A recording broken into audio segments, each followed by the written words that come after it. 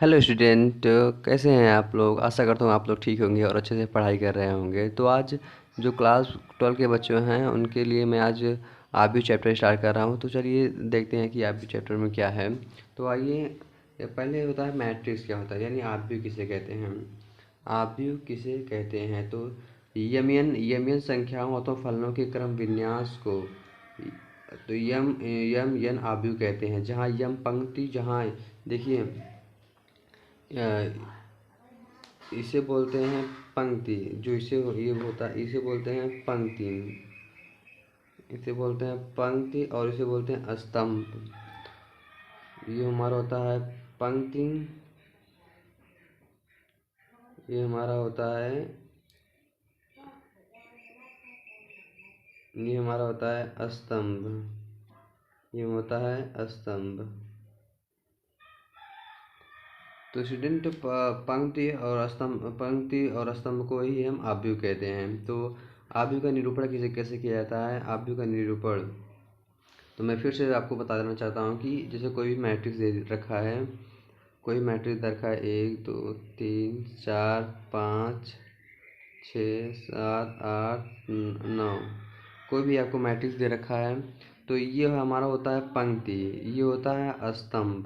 पंक्ति को हम R से डिनोट करते हैं, R1 R2 R3, और कॉलम को हम C1 C2 C3 इसी से हम डिनोट करते हैं। तो आव्यूह को निरूपण कैसे हम करते हैं। तो आव्यूह का निरूपण करने के लिए तो A = अगर हम मान लेंगे तो A11 A12 A13 dot dot A1n। तो देखिए ये 1 1 क्यों लिखा है कि ये पहली पंक्ति और पहला स्तंभ है। ये पहली पंक्ति, ये पहली पंक्ति और पहला स्तंभ, पहली पंक्ति दूसरा स्तंभ, ये पहली पंक्ति है और तीसरा स्तंभ है। इसी प्रकार ये A21 A22 A23 dot dot A2n, ये दूसरी पंक्ति पहला स्तंभ, दूसरी पंक्ति दूसरा स्तंभ है, ये दूसरी पंक्ति तीसरा ये स्तंभ है। इसी प्रकार ये तीसरा का A31 A32 A33 dot dot A3n, तो ये तीसरी पंक्ति और पहला स्तंभ, तीसरी पंक्ति दूसरा स्तंभ, तीसरी पंक्ति तीसरा स्तंभ हो गया। इसी प्रकार ये इसी से ये निरूपण किया जाता है।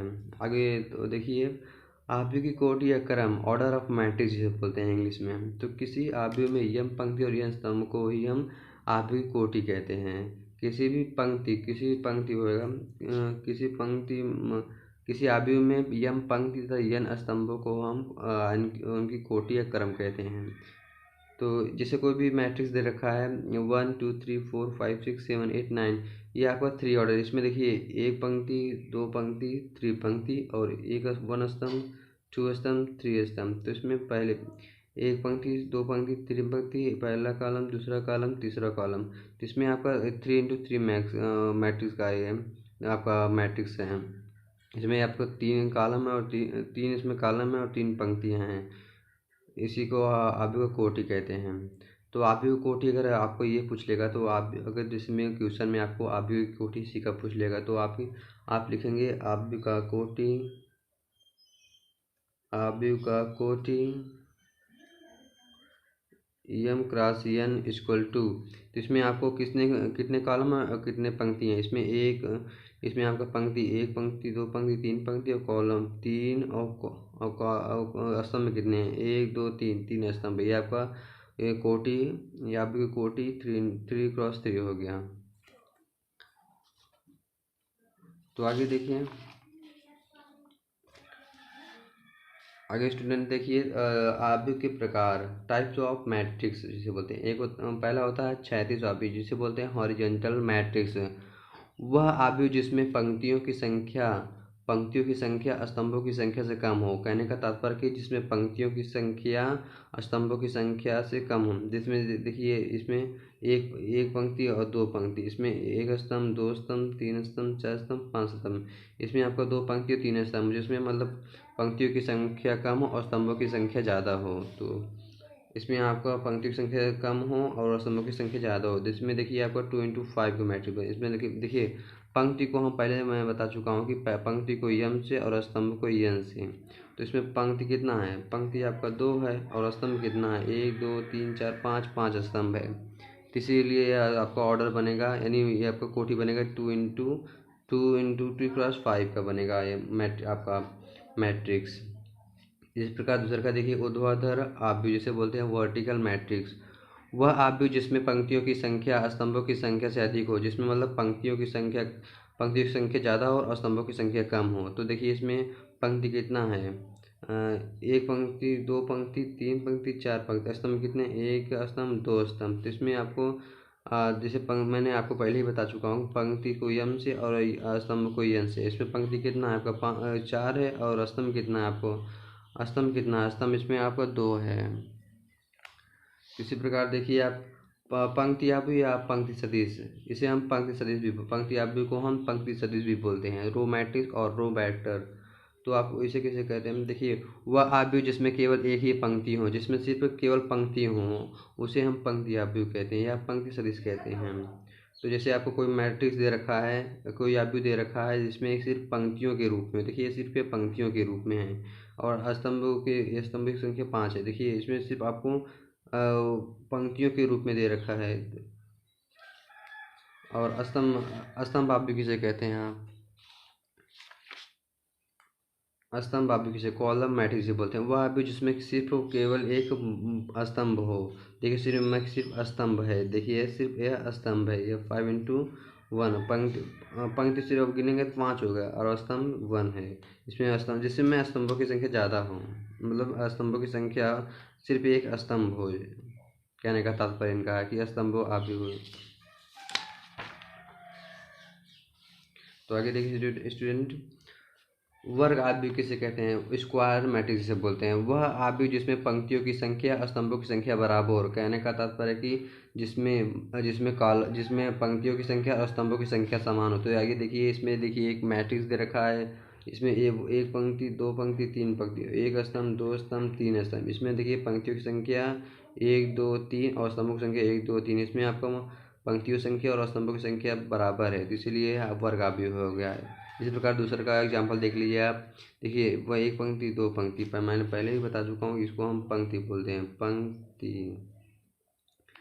पंक्ति बोलते हैं, इसे हम पंक्ति बोलते हैं, और इसे हम स्तंभ बोलते हैं।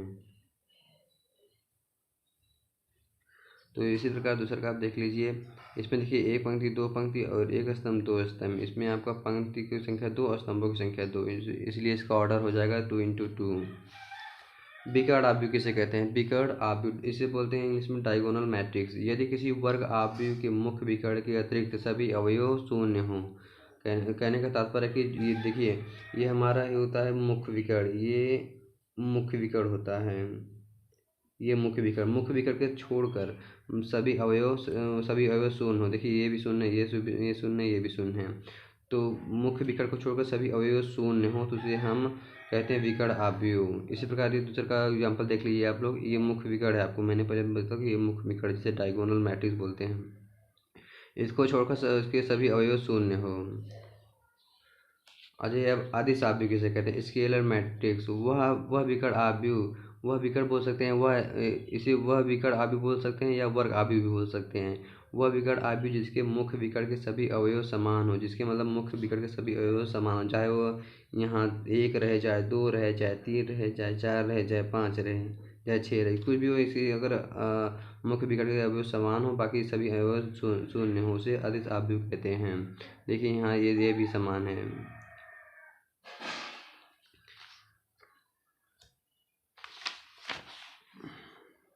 आगे देखिए इकाई आव्यूह या तत्समक आव्यूह जिसे बोलते हैं इंग्लिश में यूनिट मैट्रिक्स और आइडेंटिटी मैट्रिक्स। वह आदिश आव्यूह जिसके मुख्य विकर्ण के सभी अवयव 1 हो, यानी 1 हो, वह आदिश आव्यूह जिसके वो आदिश आप बोल सकते हैं या वर्ग भी बोल सकते हैं। देखिए ये वर्ग आव्यूह है, तो वर्ग आव्यूह मैंने पहले ही आपको बता चुका हूँ कि जिसके मतलब पंक्तियों की संख्या और स्तंभों की संख्या समान हो, उसे हम वर्ग आव्यूह कहते हैं।